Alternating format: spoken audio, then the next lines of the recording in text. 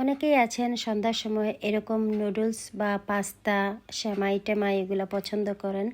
আমিও করি খুব কম, তবে ভারী খাবার আমি খুব কম পছন্দ করি। সন্ধ্যাবেলা আমার চাটা হয়ে বিস্কিট থাকলেই হয়ে যায়। তো আজকে যেহেতু বড় ভাই আসছে, তাই বড় ভাইই নিয়ে আসছে নুডলসটা, তাই আমি রান্না করে দিচ্ছি সবাইকে। তো দেখেন, প্রথমেই কিন্তু আমি নুডলসটা মশলা দিয়ে সিদ্ধ করে নিয়েছি।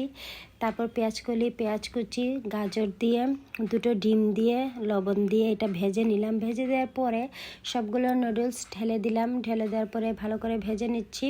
ভালো করে ভেজে নেওয়ার পরে একদম শেষে আমি ধনেপাতা ছিটিয়ে দিলাম। ধনেপাতা ছিটিয়ে দেওয়ার পরে এটার একটা ফ্লেভার যে আসবে, সেটা কিন্তু ঘর একদম মোমো করবে। এই ধনেপাতার ফ্লেভার, যেহেতু শীতের সিজন, ধনেপাতার ফ্লেভারটা কিন্তু খুবই ভালো লাগে।